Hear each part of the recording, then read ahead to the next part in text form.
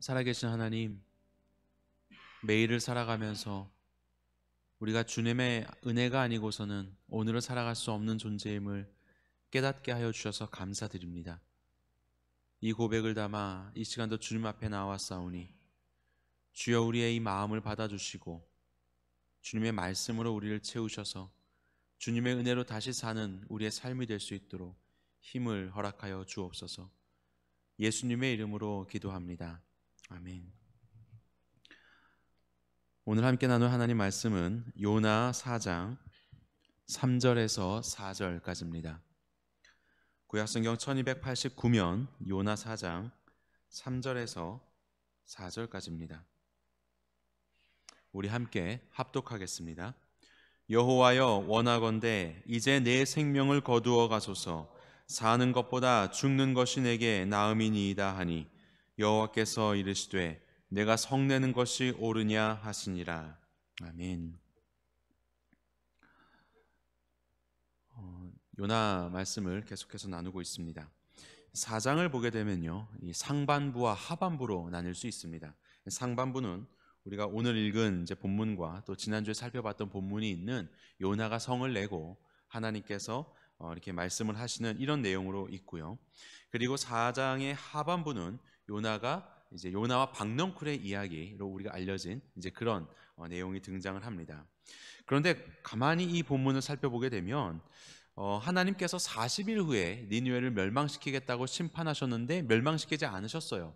그 말은 곧 40일 정도가 이제 지난 상황입니다. 거기에 대해서 요나가 매우 싫어하고 성을 내고 있는 것이 4장의 출발입니다.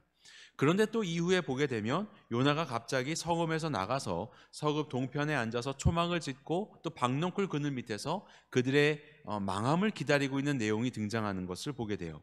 그러다 보면 아니 40일이 끝났는데 그 다음에 또 무엇인가를 기다려야 하는가라는 그런 물음이 우리 안에 생겨날 수 있는 것이죠.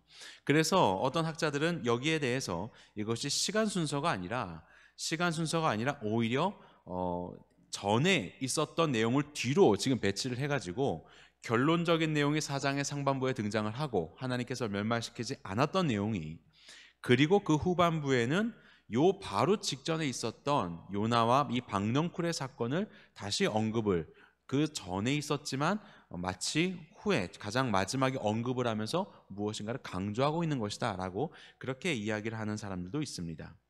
물론 이것을 우리가 가진 성경대로 순서대로 보기도 하죠. 하나님께서는 그래도 마음을 돌이키실 것이다, 다시 돌이키실 것이다 라고 하면서 요나가 이제 하나님이 이기는가 내가 이기는가 봅시다 라는 그런 마음으로 앉아있다 라고 그렇게 해석을 해볼 수도 있을 것입니다.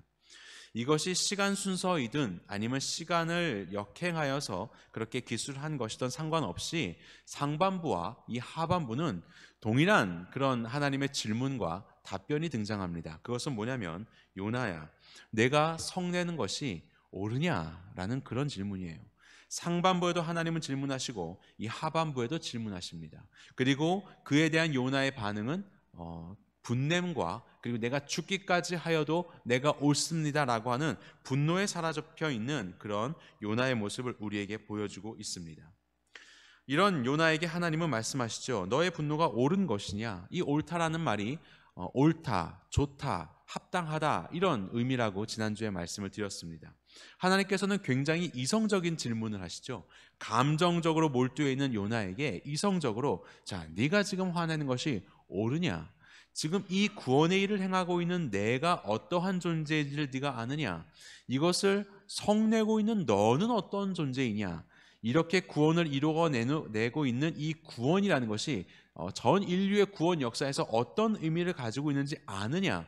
곰곰이 생각해 보아라. 뭐 이런 의미가 이렇게 담겨 있는지 하나님께서는 네가 이렇게 화내는 것이 정말 옳은 것이니? 맞는 것이니? 라고 이렇게 좀 생각을 요하는 그런 질문을 하고 있습니다. 다시 말하면 요나의 분노는 옳지 못한 분노라는 것이죠. 그래서 오늘은 이 옳지 못한 분노가 무엇인지에 대해서 좀 간단히 살펴보는 시간을 가지려고 합니다. 옳지 못한 분노의 뿌리는 바로 자기 사랑입니다. 옳지 못한 분노가 있다는 것은 옳은 분노가 있다는 것인데, 우리가 옳은 분노는 그냥 하나님의 분노라고 그렇게 일단 전제를 하겠습니다. 하나님이 분노하시면 그것은 옳은 분노다라고 그렇게 생각을 해보겠습니다. 하나님은 분노하시죠. 하나님의 진노하시는 내용들이 성경에는 종종 등장을 합니다. 그러면 하나님께서는 왜 분노를 하실까요? 먼저는 우리가 인간의 죄악 때문이다라고 그렇게 생각해 볼 수 있을 겁니다.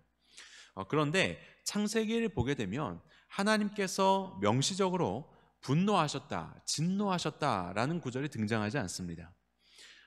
나쁜 일을 행한 뱀에게, 사탄에게 저주하시든지, 아니면 그 죄악에 관영한 이 사람, 이 사회에 심판하시든지, 이런 행동을 하시는 하나님이 등장하시지, 하나님이 그것을 보시고 분노하셨다, 진노하셨다, 이런 구절들은 창세기에서는 등장하지가 않습니다. 오히려 출애굽기를 통해서 보게 되면 이스라엘을 구원을 이루어내시는 하나님의 역사를 시작하면서 이렇게 명시적으로 하나님의 진노가 표현되는 것을 보게 됩니다. 출애굽기 4장입니다. 출애굽기 4장에 보게 되면 하나님이 모세를 부르시는데 모세가 말합니다. 모세가 이르되 오 주여 보낼 만한 자를 보내소서. 그러자 여호와께서 모세를 향하여 노하여 이르시되 레위 사람 내 형 아론이 있지 아니하냐라고 그렇게 말씀합니다. 하나님의 진노가 명시적으로 처음으로 등장하는 구절이에요. 바로 출애굽기입니다. 하나님이 당신의 백성을 이집트로부터 구원해 내려고 하실 때 그때 한 사람을 택하시는데 그 사람이 하나님의 명령에 순응하지 않으려고 합니다. 그러자 하나님께서 노하여 분노하여 말씀하시는 것을 보게 됩니다. 이후에 등장하는 하나님의 분노도 있습니다. 홍해 사건 이후에 하나님을 찬양하는 이스라엘 백성들의 찬양에 이런 구절이 등장합니다. 주께서 진노를 발하시니 그 진노가 주님을 거스르는 자들을 지푸라기같이 사르니이다. 하나님께서 당신의 구원 역사를 가로막는 자들에 대하여서 하나님은 그들을 지푸라기같이 사르시며 분노를 내신다라고 그렇게 말하고 있는 것입니다. 그러니까 하나님은 일반적인 죄에 대해서 물론 분노하시겠죠. 그런데 지금 이 창세기와 출애굽기를 살펴보면서 하나님께서 일반적인 죄에 대해서 분노하시는 것보다는 오히려 하나님의 백성을 구원하는 데 있어서 구원을 거스르는 것에 대해서 하나님은 분노하신다라는 것을 우리가 조금 더 명확하게 살펴볼 수 있지요. 그리고 하나님의 분노는 계속해서 이제 등장하는 것을 보게 됩니다.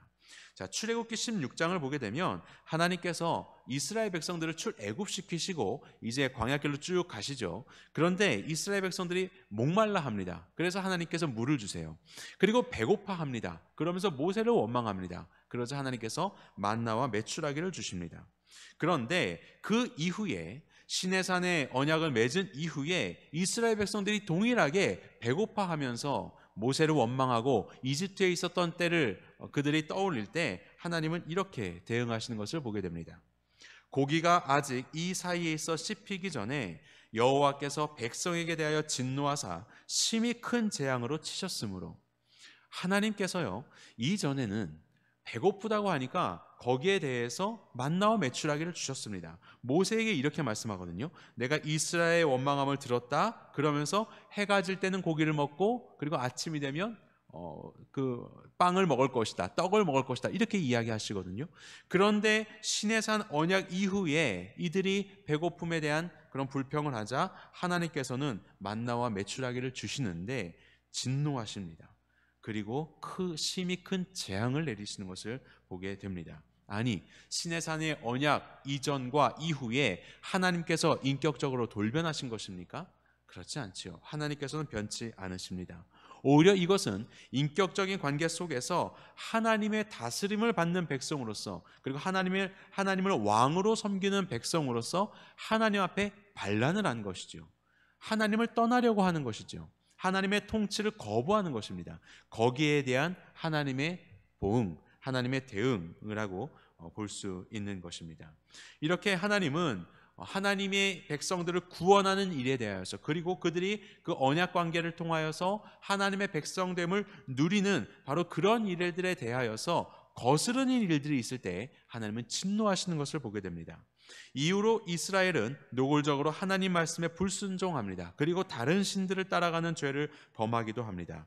이럴 때마다 하나님은 분노하십니다. 그리고 때로는 말씀하시고, 그리고 때로는 재앙을 내리시고, 그리고 때로는 침묵하심으로 그들에게 반응하시는 모습을 우리는 구약을 통해서 살펴보게 됩니다. 하나님은 분노하시고 심판하시는 하나님이셨습니다. 하지만 이 모든 것들의 근본적인 이유는 바로 죄인들의 회복을 위한 그러한 분노와 그러한 심판이라는 것을 우리는 기억해야 합니다. 하나님의 분노는 언제나 그 중심에 당신이 사랑하는 대상인 사람이 있었습니다. 사람이 하나님과의 관계를 누리면서 참된 안식의 삶을 경험하는 것, 바로 이러한 삶을 살아가는 것을 방해하는 것들에 대해서 하나님은 분노하셨습니다. 하나님의 분노의 뿌리는 바로 사람을 향한 하나님의 사랑이었습니다. 자, 그렇다면 옳지 못한 분노의 뿌리는 무엇일까요? 그것은 바로 아까 살펴본 자기 사랑입니다. 옳지 못한 분노에 대하여 우리가 성경에서 분노의 이야기가 처음으로 등장하는 구절을 살펴보게 됩니다. 그것은 바로 창세기 4장입니다. 요나가 심히 성내었죠. 그래서 네가 분노하면 무슨 일이냐라고 할 때 이 분노가 하라라는 그 히브리어 단어를 사용하는데, 처음으로 등장하는 인간의 이 분노, 하라라는 단어가 바로 창세기에 등장을 합니다. 자, 5절 보겠습니다. 가인과 그의 재물은 받지 아니하신지라 가인이 몹시 분하여 안색이 변하니. 하나님께서 가인과 아벨의 제사를 보시고 아벨과 그의 제사를 받으셨죠. 그리고 가인과 그의 제물은 받지 않으셨습니다. 자, 이렇게 되자 가인이 분합니다. 그리고 하나님께서 말씀하시죠. 내가 분해야 함은 어찌 됨이며 안색이 변함은 어찌 됨이냐. 자, 성경에 처음으로 등장하는 이 진노, 분하다라는 바로 이것의 주체는 가인이라는 사람이었습니다. 자, 이 가인이 왜 이렇게 분내고 있을까요? 하나님께서 질문하고 계시죠. 아벨과 그의 제물을 받으신 하나님, 만약에 가인의 마음의 중심에 하나님을 향한 예배가 있었다면 이의 태도는 어떻게 변했겠습니까? 어떻게 하면 하나님께서 받으시기 기뻐하시는 예배를 드릴 수 있을까라는 것이 가인의 중심이 있었다면 아마도 자신의 제사가 받아들여지지 않았을 때 그는 하나님께 물었겠지요. 그리고 아벨에게도 물었겠지요. 너는 도대체 어떻게 했길래 너와 너의 제사는 하나님이 받으시고 나의 것은 받지 않으셨을까? 라고 그렇게 물었을 것이지요. 그렇게 다른 곳에서 내가 뭐가 잘못됐는지 나로부터 그런 원인을 찾았을 것입니다. 그런데 그는 분을 냅니다. 그린 자신이 아닌 다른 것들이 잘못되었다라고 생각하며 그것이 하나님이 되었든 아니면 아벨이 되었든 그 다른 것들을 향한 분노를 내는 것을 보게 됩니다. 요나의 분노가 이와 같았지요. 요나는 분을 내게 됩니다. 이 모든 것들이 자신의 기준에 맞지 않았기 때문에 그럽니다. 하나님도 요나의 기준에 맞지 않았습니다. 느느웨 백성도 이렇게 쉽게 회개해서는 안 되는 자들이었습니다. 그들이 행한 잘못이 얼마나 컸는데요. 고작 40일 가지고 그것을 갚을 수 있겠습니까? 심지어는 가축들이 회개했다고 합니다. 물고기도 회개하고 바람과 풍랑도 하나님의 말씀을 듣는 이런 이상한 일들이 벌어지게 됩니다. 모든 것들이 요나의 생각과는 다릅니다. 이 모든 옳지 않은 것처럼 여겨지는 상황에서 요나는 분노합니다. 자신만 옳고 자신이 아닌 모든 것들은 다 옳지 않다고 생각했기 때문에 그렇습니다. 가인의 분노는 그로 죄를 범하게 하였습니다. 요나의 분노는 그를 하나님께로 인도합니까? 아니면 하나님께로 멀어지게 합니까? 하나님께로 멀어지게 하죠. 그래서 하나님의 얼굴을 피하여서 그는 욥바로 내려가고 다시스로 떠나가게 되려 하지 않습니까? 저와 여러분들의 분노는 하나님과 가까이 하게 합니까? 아니면 하나님으로부터 멀어지게 합니까? 선을 행하는 기회가 됩니까? 아니면 죄를 행하는 기회가 됩니까? 이런 자기 사랑의 분노에 대하여서 성경은 우리에게 말씀하고 있습니다. 바울은 디모데후서를 통하여서 자기 사랑에 대해 경고를 합니다. 너는 이것을 알라. 말세에 고통하는 때가 이르러 사람들이 자기를 사랑하며 돈을 사랑하며 쭉쭉 죄의 모습들이 등장을 합니다. 바울은 죄의 뿌리로 자기의 사랑과 돈을 사랑함, 이 두 가지를 우리에게 소개하는 것을 보게 됩니다. 또 다른 구절에 보면 돈을 사랑함이 일만하게 뿌리라고도 하였지요. 그렇게 사람들이 자기를 사랑하게 되는 것, 바로 이런 것에서부터 죄악이 출발하게 됩니다. 하나님의 분노는요, 타자를 사랑하는 그 사랑의 뿌리가 있었습니다. 거기에서 나오는 분노였고, 그렇기 때문에 그 타자의 회복을 위한 분노였습니다. 그런데 옳지 않은 분노는요, 요나의 분노는 자기를 사랑하는 것에 뿌리를 한 분노였고, 자기 중심적인 분노였다는 것을 우리는 보게 됩니다. 자, 이런 옳지 못한 분노의 결과는 무엇입니까? 바로 파괴와 죽음입니다. 가인의 경우를 보겠습니다. 가인은 그 분노하고 이제 어떻게 행하게 됩니까? 창세기 4장 8절에 보면 가인이 그의 아우 아벨에게 말하고 그들이 들에 있을 때에 가인이 그의 아우 아벨을 쳐 죽이니라. 파괴적인 결과를 낳게 되죠. 자기 중심적인 분노는 죽음이라는 결과를 낳게 됩니다. 요나의 경우는 어떻습니까? 본문의 4장 3절입니다. 여호와여 원하건대 이제 내 생명을 거두어 가소서. 사는 것보다 죽는 것이 내게 나음이니이다 하니. 사실 요나는 양당 간의 결정을 요구했던 것이죠. 니느웨 사람들을 죽이든지 아니면 나를 죽이든지 하십시오. 하나님 두 개 중에 하나를 결정하십시오라고 그렇게 요나는 요구하고 있는 것입니다. 일찍이 요나는 벌써부터 자신의 죽음을 말했습니다. 풍랑이 불 때 선원들에게 말했습니다. 이 모든 것들은 나 때문에 분노하시는 하나님이 일으키신 일입니다. 그러니까 나를 던져십시오. 저 바다에 던져서 내가 죽으면 이 모든 것들은 다 끝나게 될 것입니다. 요나는 처음에서부터 분노하고 있었던 것이죠. 그래서 요나서는 처음부터 요나의 성냄, 요나의 분노의 문제를 다루고 있습니다.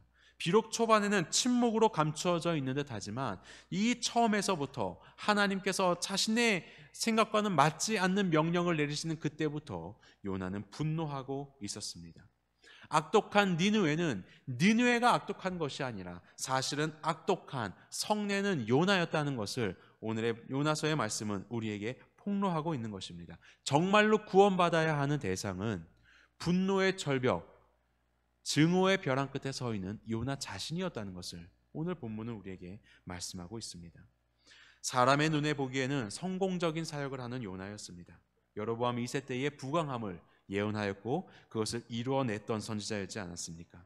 그런데 하나님은 그를 그런 성공적인 사역을 하고 사람들로부터 칭송을 받는 선지자로 머물기를 원치 않으셨습니다. 하나님은 그의 삶을 구원하기를 원하셨습니다. 하나님의 심정을 알아들이는 그러한 선지자 요나로 구원하기를 원하셨습니다. 죄인인 인간들을 향한 하나님의 사랑과 회복의 손길을 경험하는 선지자 요나로 구원하기를 원하셨습니다. 그리고 복음이라는 하나님의 은혜와 자비의 역사를 목도하고 앞으로 펼쳐질 온 세상을 향한 하나님의 구원의 역사를 가슴 뛰며 함께 바라볼 선지자 요나로 그를 구원하기를 원하셨습니다. 패역한 백성 니느웨를 향한 하나님의 심판의 손이 내려지고 이제 그 하나님의 손은 요나를 쓰다듬고 계십니다. 오늘날의 분노로 가득 찬 사회에서 우리는 얼마나 파괴적인 결과들을 많이 보게 됩니까? 이것은 우리의 문제이기도 하죠. 우리에게서 일어나는 이런 여러 가지 분노와 성냄의 그런 결과들은 결코 하나님으로 인도하지 않고 하나님을 떠나게 하거나 죄를 낳게 하는 그런 파괴적인 결과를 낳게 됩니다. 그렇다면 어떻게 우리가 이런 옳지 못한 분노로부터 우리는 벗어날 수 있을까요? 그것은 하나님에 대한 전적인 신뢰, 이것밖에 없음을 우리는 기억해야 합니다. 자기의 의 그리고 자기의 사랑에 뿌리한 그런 우리의 삶은 나 자신을 보지 못하게 합니다. 가인이 그랬고 요나가 그랬던 것처럼 말입니다. 그리고 나를 향한 하나님의 큰 그림을 보지 못하게 하는 것이죠. 요나가 계속해서 자신의 옳지 않은 분노에만 얽매여 있었다면 그는 아마도 하나님의 크신 구원의 역사를 보지 못하게 될 것입니다. 믿음으로 구원을 얻는다는 것이 무엇인가? 하나님의 은혜의 복음이라는 것이 무엇인가? 이러한 큰 그림을 하나님께서는 요나에게 펼쳐내 보이시는데 요나는 이것을 보지 못하게 될 수 있는 것이죠. 하나님께서 어떻게 이런 잔인한 자에게 하나님께서 자비를 베푸실 수 있으신가? 어떻게 하나님은 자비로우신 동시에 정의로운 하나님이 되시는가? 바로 그러한 하나님의 그림들을 하나님께서는 요나에게 펼쳐내 보이기를 원하십니다.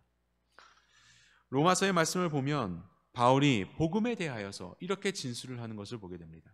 그런즉 우리가 무슨 말을 하리요? 의를 따르지 아니한 이방인들이 의를 얻었으니 곧 믿음에서 난 의요라고 그렇게 말씀합니다.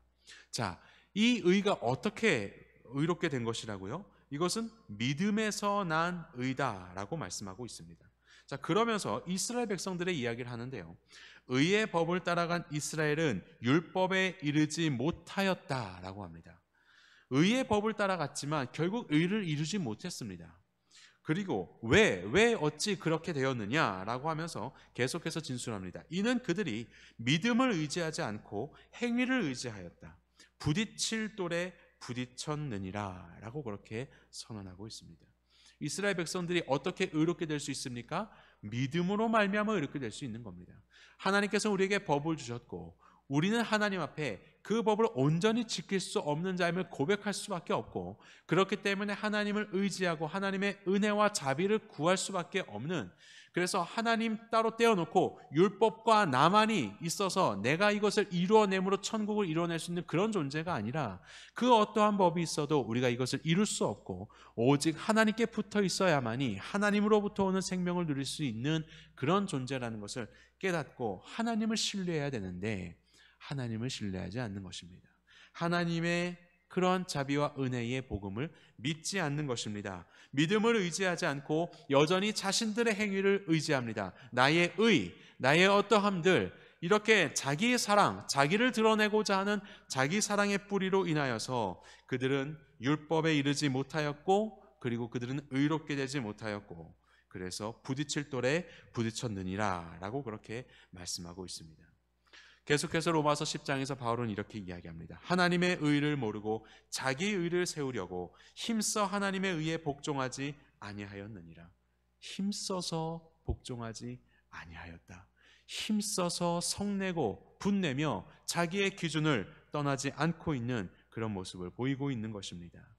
그리스도는 모든 믿는 자에게 의를 이루기 위하여 율법의 마침이 되시느니라.